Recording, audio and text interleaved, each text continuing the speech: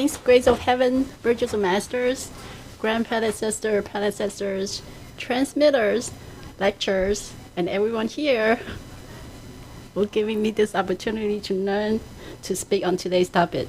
Predecessor knew, Marshal of perfect wisdom. Okay. So predecessor knew is he has the same last name as great sage of true virtue. He's Dr. Zhengjun, who also has the same last name. So instead of getting confused, I'm going to call Dr. Zhengjun great sage of true virtue. Okay. Okay. So his background, his Chinese name is Liu Mingde. He was born in 1910. I don't have a specific date. Okay. He was born in Henan, Kaifeng, China. And he received Dao in Sichuan, 1947. Gu Xianyun. This looks. Oh, sorry. Go back. Gu Xianyun was his introducer. I think Gu Xianyun is like a predecessor too. And he's from Fa Yi Hui Yin, right? Yeah, that's actually under our predecessor. It's come out from under our. The branch out from the Dada Zhengjun. I mean, yeah, originally, because we had Tong Yi first, and then this came from under, I guess. And he returned back to heaven in 1985, January 13. Okay, this is the area he was born in. Okay, early, and then I guess he was born in a very chaotic time. That's where around World War I, right? 1910, World War I. So I think he was in Kuomintang. Yeah. Right. So he in 1948 he followed his army to Taiwan, and he served in the Air Force School, and they settled in this place called Gansan Junchunjia. Yeah. Okay, the south. Yeah. Okay. And in this village is mainly for the descendants or like the family members of the army force, and were okay. After they retreat from the mainland China in 1947. Yeah. Okay. Okay. So. Yeah, what is it? Dama? Opium. It's a dama. Yeah, that could be opium also. Yeah. Well, I look it up. Dama is marijuana. I didn't think they used marijuana there. I mean, they use opium. Okay. So he has a lot of bad habits before receiving Dao. He would smoke opiums or marijuana, I don't know. And he would drink about tons of white wines, about 2.2 pounds per day. And every meal you will have to have meat. And his mentality was 今朝有酒今朝醉. And he's like a barbarian. That means if we have a wine today, he will want to get drunk. Okay. Yeah. So and okay, so because he's so addicted to opiums, so one day he went to the train station in Gansan and trying to look for his Naoxian, like people from his old village in China, to buy these opiums from someone. Right. So maybe because of his, he came to try to look for opium to buy so he can get high. He He's addicted He's to it. addicted. Yeah, he's addicted to it.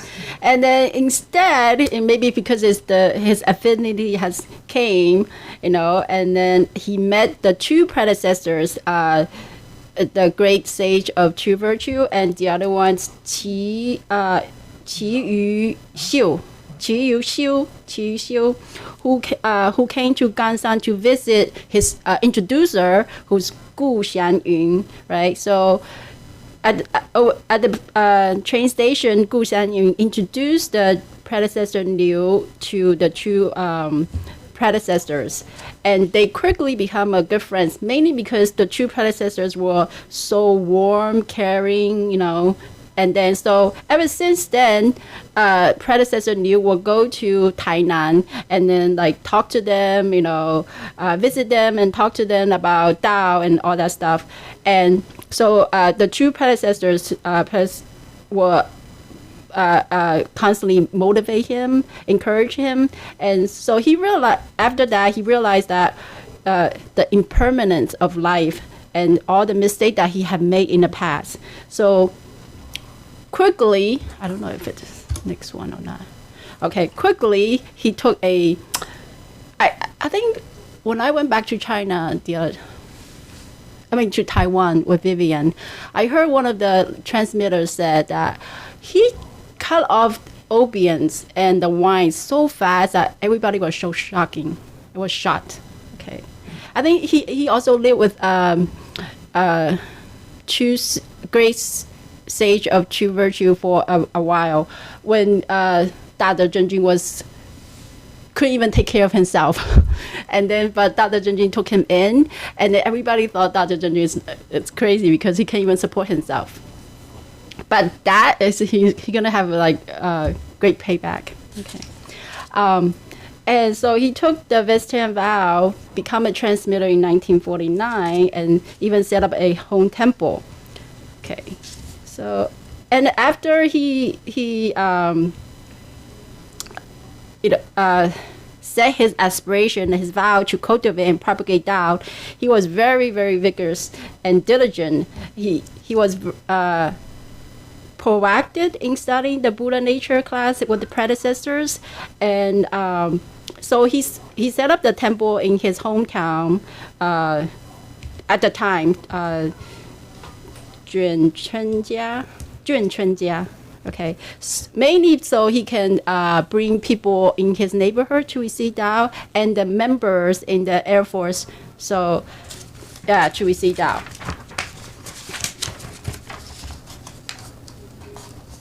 And so he also, when he became a transmitter in 1949, that was during the time Taiwanese governments considered Tao as illegal or heretical religions.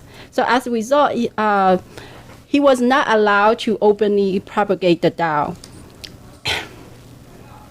And in the autumn of the same year, someone from the Air Force secretly reported to the government that there was illegal activities going on in the temple, and the 5 predecessors, including the Dada Zhengjun, the great sage of true virtue, all got arrested. Yeah, and then undergoing the investigation, harsh treatments for 3 months. So during this difficult time, predecessor knew everybody was afraid going to the temple because they were afraid that they might get arrested or get investigated. And so transmitter Liu stepped up, and he even brought his wife to the temple, and so she can look after the temple and all the matters.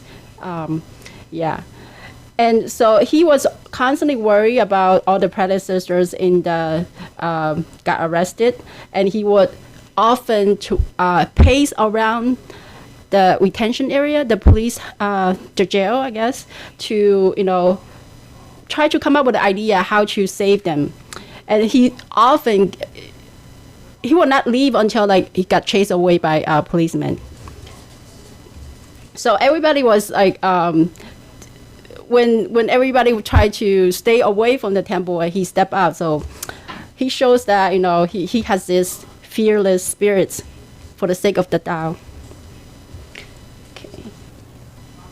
And also because he took that vegetarian vow, and then because he cut off opium and drinking habits, and everybody around him, especially the members in the Air Force, was so shocked and surprising.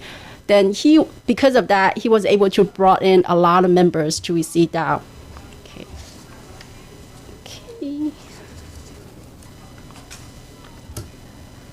Okay, encounter trials. So in 1950, there's this principal or headmaster from the Air Force investigate the 3 members. One of them is Transmitter Liu, Mr. Xiao, and Mr. Zhang.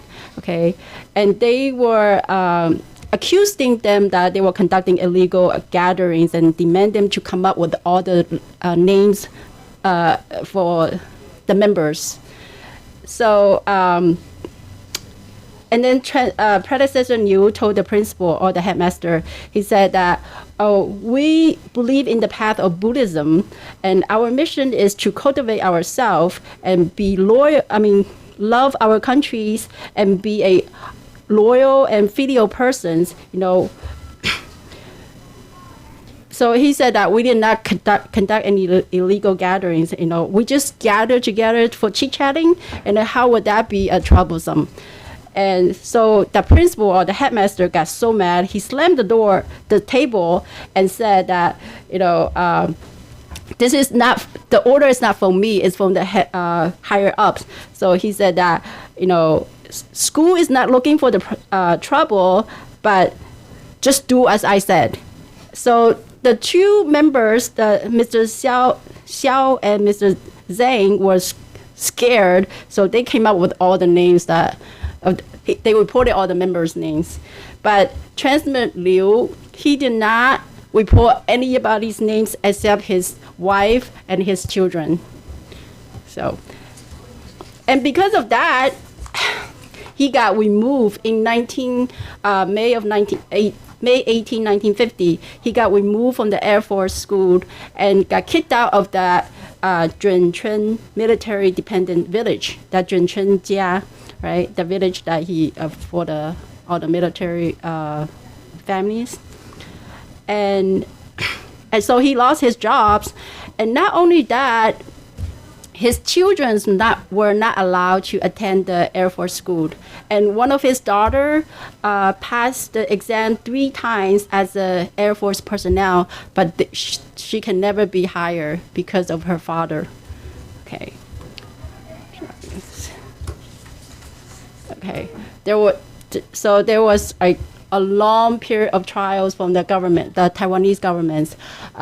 They often come unannounced, without a schedule, and they will come several times a year to do the investigation. And so predecessor Liu also become the suspect of heretical religions, and he often get beat up by the military police. Okay. So although he has the aspiration of spreading the Tao, he wasn't allowed to perform at all. And then his family also get affected. And there wasn't any a way to make a living, so they make a bean sprouts. Let's see if there's a bean spout. No, there's, oh, wait. Okay, let's save the bean sprout for later. Okay, so even though he went through a lot of trials and his family also get affected by it, but he always remained a calm and broad-minded, and he think that this is a time, because this is the Dharma ending periods where the good people and bad people will be separated. So and also because we see the Tao, and it's either we had to pay back all our karmas this lifetimes. So and it's also to temper our tolerance, right? And so in the hardship, he always remained this gratefulness, okay? And then he will continue in the path of cultivation, even if he's getting beaten to death. So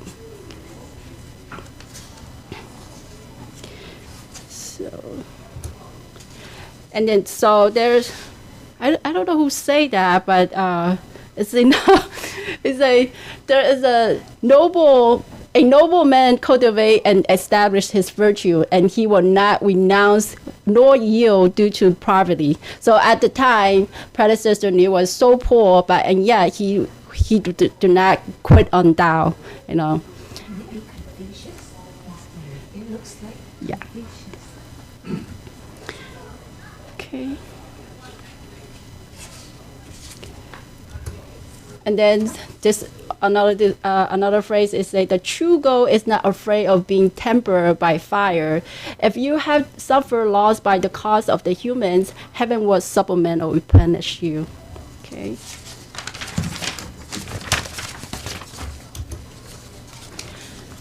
So that is the bean spout story.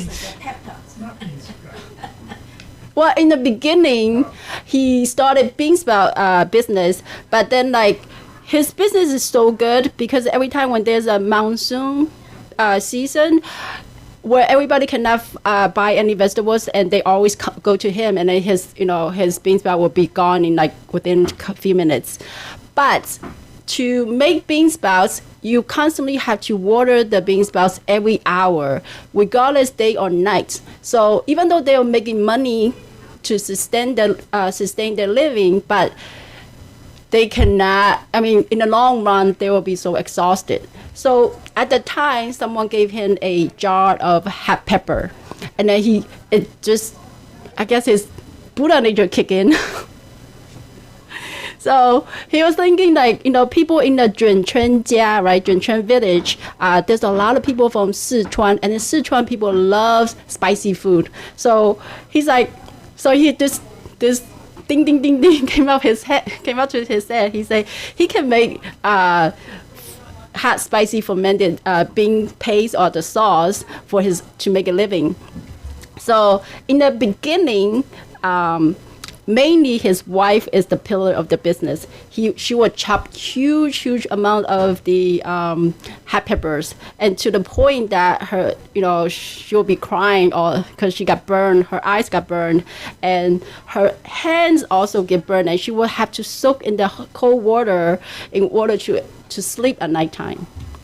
That's a lot of peppers. Yeah. Okay. So even that sacrifice. So I guess in the beginning of the starting out the hot spicy bean sauce, life is still pretty difficult for him, but he never blamed heaven or man or all the difficulties that he encountered. So. And he feel that, to sacrifice for Tao is like the most honorable things. So, and his aspiration for Tao cultivation was always consistent, no matter what conditions he was in. He probably like get slammed at or laughed at, and yet he will not waver. Just like that, he was making hot pepper sauce one pat at a time. Okay, so for this hot pepper, was it fermented hot pepper sauce? It's pretty cool stories, because one time during a Dharma class, and the holy teacher channeled in and told him that do not belittle yourself, because although it seems like a very small business, tens of thousands of Buddhas have helped you and filled you up with wealth. He said that have you ever think about like why other people cannot buy those ingredients and yet you were able to? And normally, the bean paste needs to be like in the sun for 4 months, right? But for him, it only needs 7 days and to be able to sell in the markets. Yeah, that was pretty amazing, right? And not only that, it was filled with fragrance and tastes so good, delicious. Okay.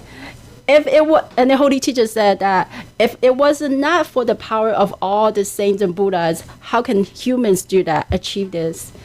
So, and nowadays, Holy Teacher said that nowadays, Mingde fermented bean paste is well known in the whole Taiwan and across the seas.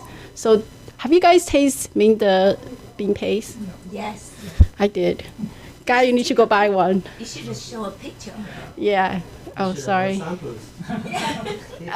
All All the Asian supermarket has it. Okay. Yeah, yeah. Well, there are two brands. There's Mingde and then there's Gangsan. Gangsan is kind of a knockoff. Read the characters for him. So when you go shopping, he'll compare. It's a blue cap, like a navy and white cap. Okay, let me go back once again. So I guess because of the bean paste, he makes tons of money, and then he's very giving because he doesn't value monetary much, but he value people's heart and humans, people, and their righteousness. Okay, so he told his juniors, I guess, he's saying that everything he had today is bestowed from heaven, bestowed from heaven, and he said that if he did not cultivate, then he probably would not be alive. Then because he probably get poisoned by the opium. Yeah. On all his drinking habits. And look at his 2 older brothers. He has a 大哥 and 二哥, right? 2 older brothers were all passed away. And the fact that he was still alive is because of heaven's compassion and mercy on him. Okay. And also, he was very grateful of all the predecessors, grand predecessors, 大德真君, great sage of true virtues, and 智德大帝. I don't know who's that. Oh. Okay. Okay. Yeah, and then he said that they were like his parents reborn. They always took care of him, motivate him, encourage him to propagate. Huh? I think, yeah, I do have it in the beginning.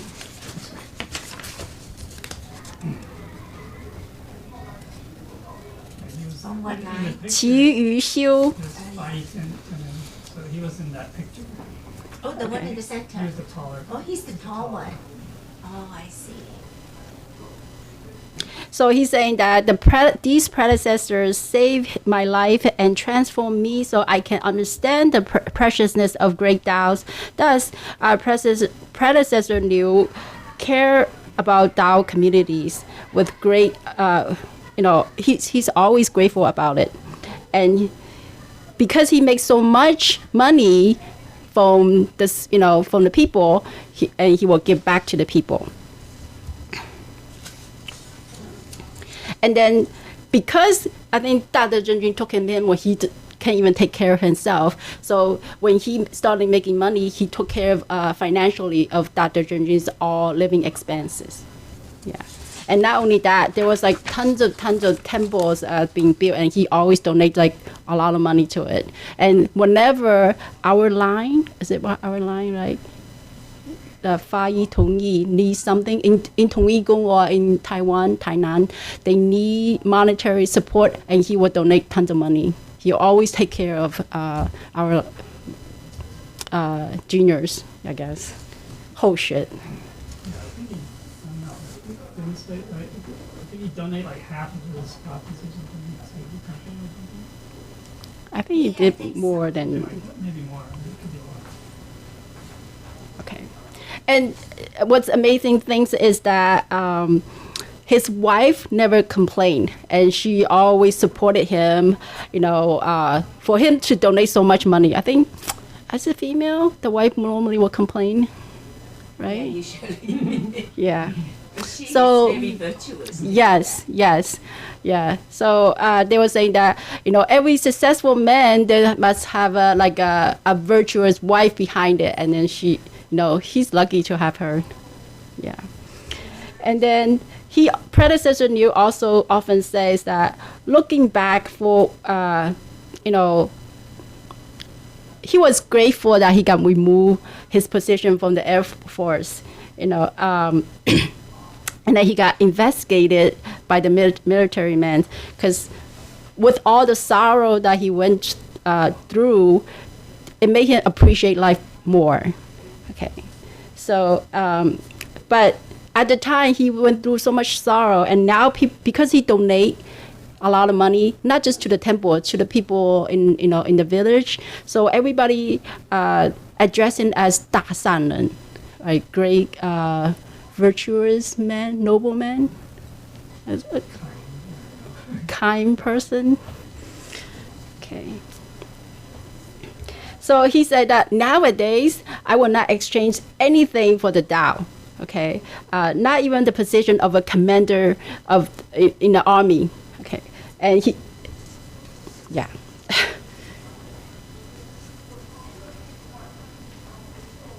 And then he was saying that if you do not experience the trial, such as like the chill airs penetrate into your bones, how can you smell the fragrance of the plum blossom? Yeah. So if you have to go through the sorrows to appreciate life more. Okay. So even though he is very successful business-wise, but he never forget about bringing people to receive Dao and propagating Daos. And so even in the beginning, he was not allowed to, but he always had it in the back of his mind to propagate Dao in every chance that he gets. But he was constantly being spied on by the government members.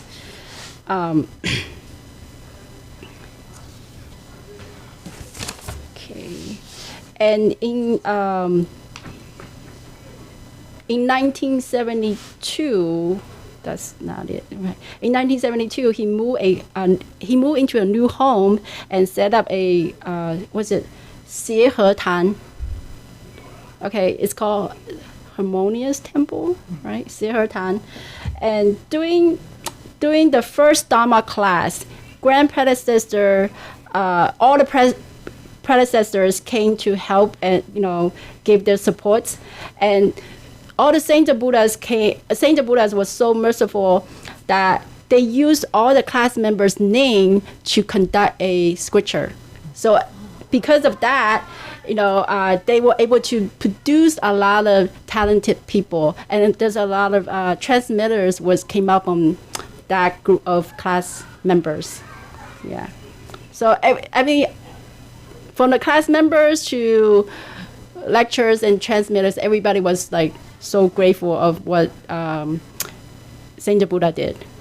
Yeah.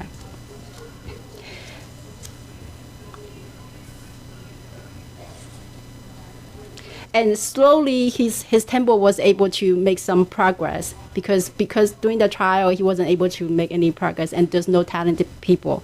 But slowly, because after this Dharma class, slowly they were able to have progress and have more talented people coming in. And then, so even though he has a lot of money, he refused to buy a car because he said that grand predecessor did not have a car, so he would not want to get a car too. So he's like, that's kind of like being disrespectful. Yeah. And then he's very frugal for his breakfast, and in his home too is he doesn't have a very luxury items. And in the for breakfast or lunch or dinner, he's eating very simple meals.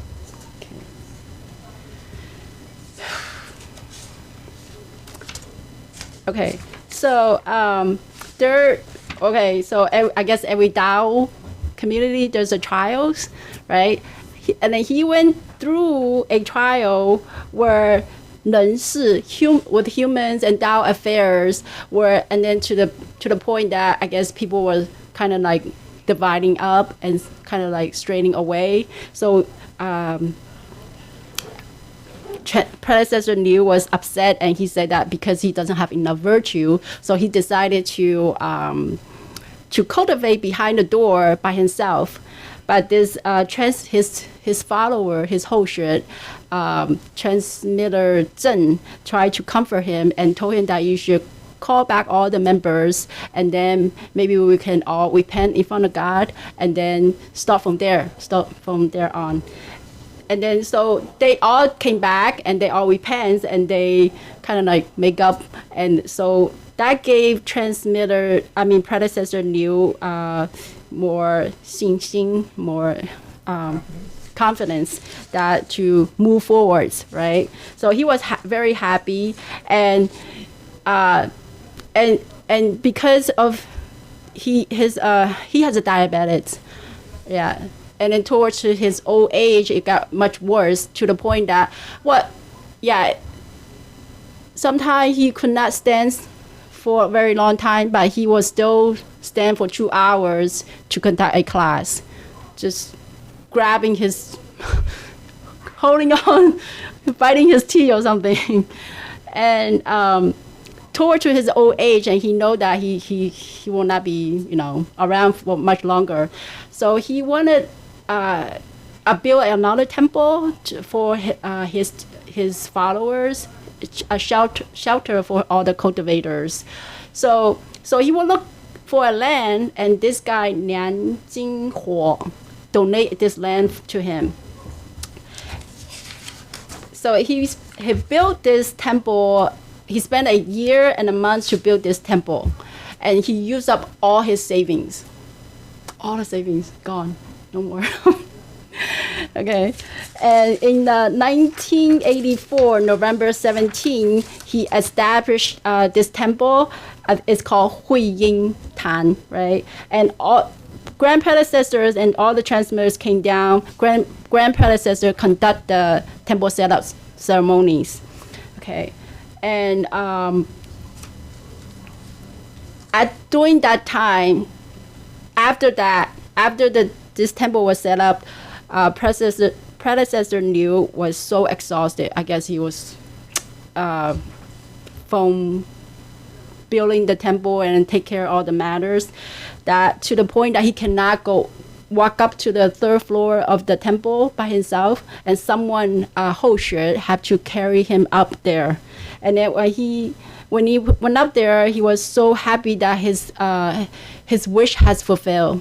And so he tried to, talk to everyone and give everyone a good words.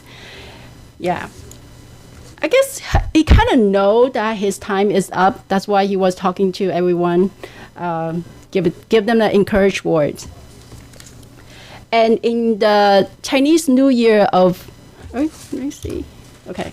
In the Chinese New Year of 1985, during the Dharma class, and then the Lao Si channel in, Holy Teacher channel in, and he said that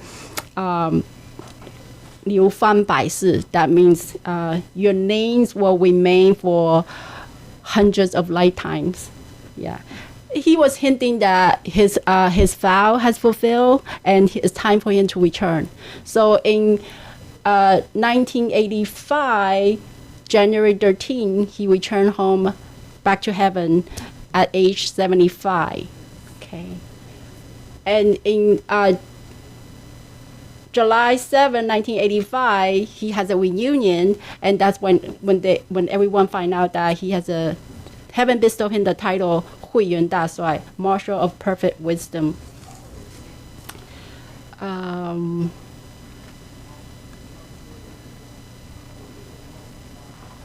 Okay, that's that's pretty much it. Do you guys have anything to add?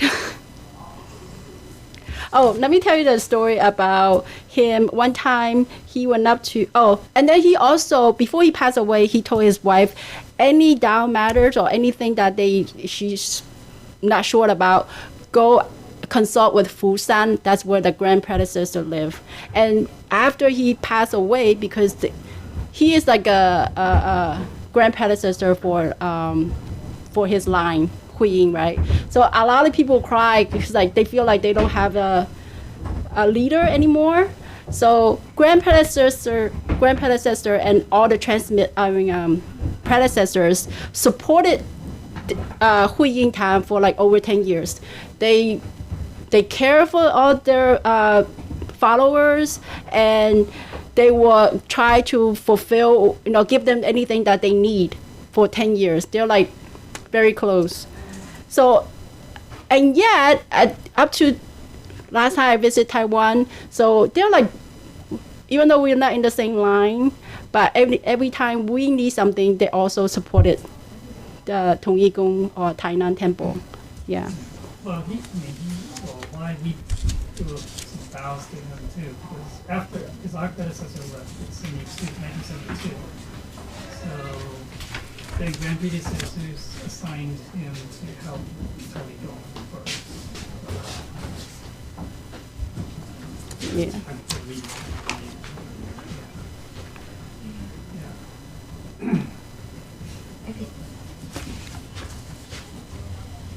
So, just show that how he respect grand predecessor so much. One time, he went to Fusan, and then because of his diabetic problem, that by the time when he reached up there, he was so tired, so he had to go to this room to rest, right? And then when grand predecessor find out that he came, so grand predecessor went to see him in the room, and then when he find out, he was lying on the bed, and when he find out, he slipped off the bed, tried to get himself ready to bow to the grand predecessor. That just shows that he's so respectful to grand predecessor. Yeah. You guys have any other stories to share? That's all I find out. Have you guys met him? Before your time, right? No, well, You were not in Taiwan.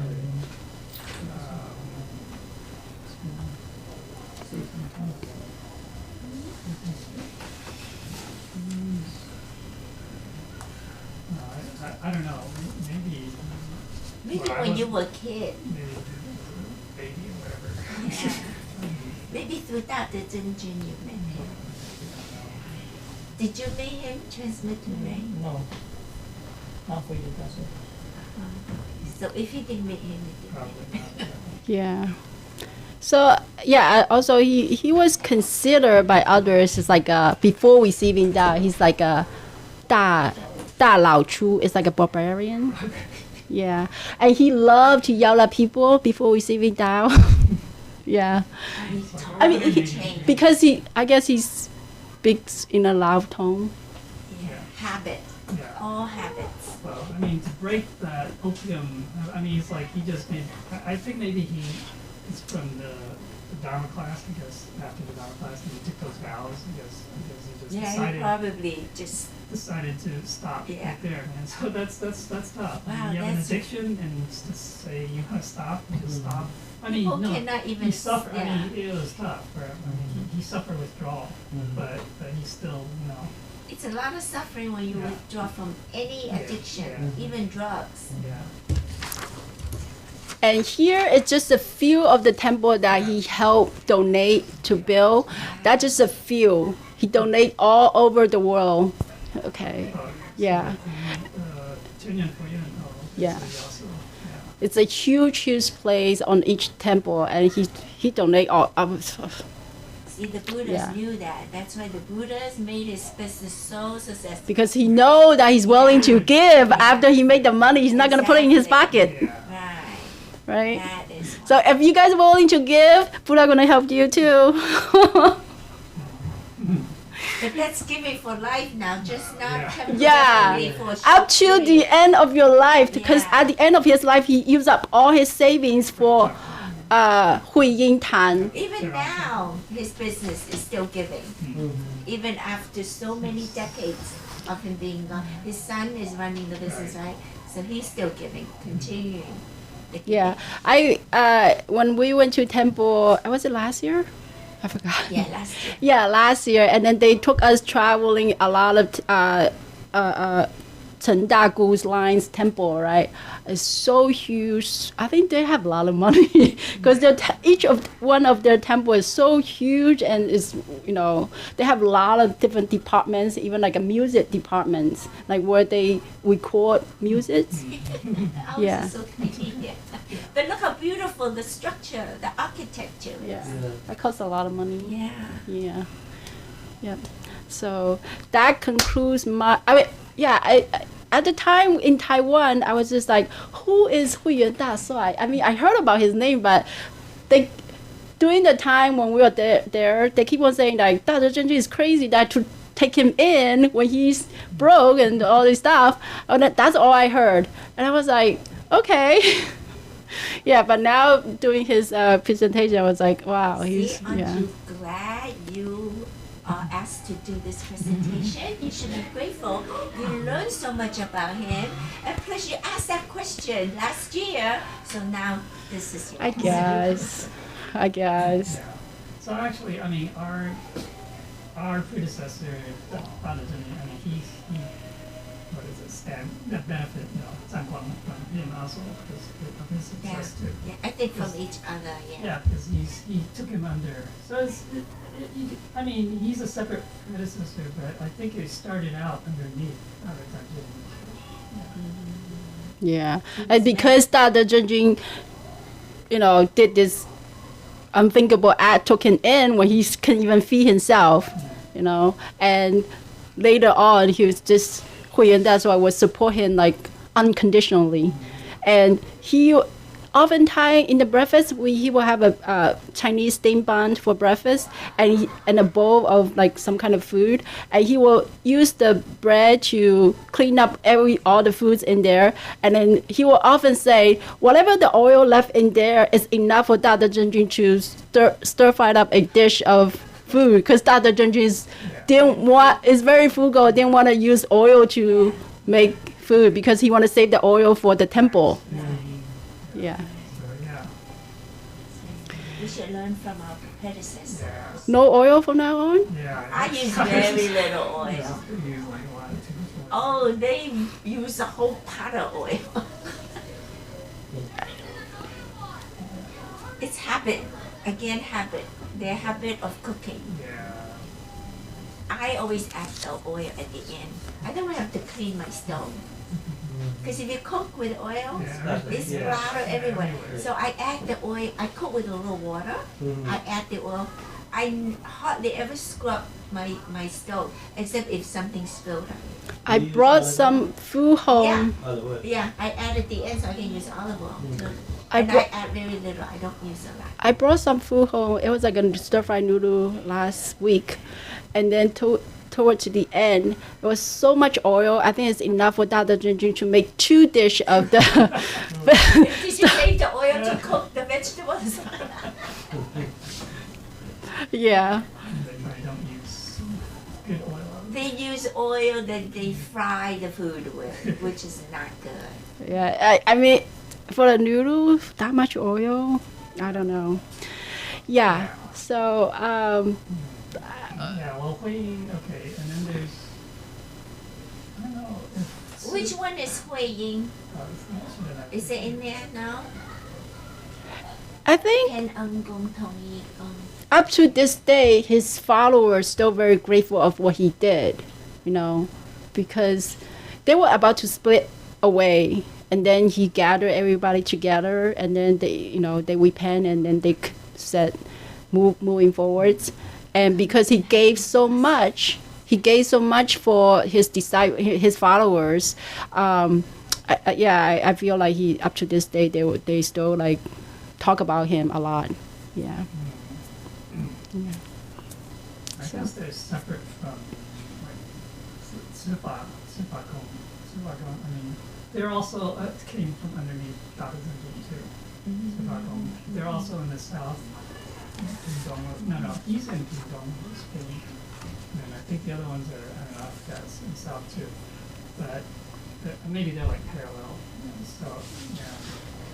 So actually, Dada Zenji, our predecessor, has, I mean, those, I don't know how Huiying, I mean, I guess they're not small either, but the other ones, Sipa and the other, they're also very big.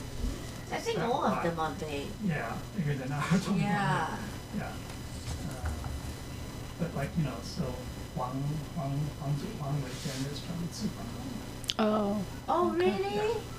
So, Yeah, so after the first Dharma class was Saint Buddha used all the Dharma the names of Dharma class members to conduct scriptures. Ever since then, each group of Dharma class members they produce a lot of Nencai, talented people to come in, and they within like only few years of time, there's tons of family temples set up, and then yeah. So under his Huiying line, there's a lot of talented people in every aspect. Yeah. So that concludes my presentation. If I did say anything wrong, I ask Saint and Buddhas for forgiveness and everybody's correction.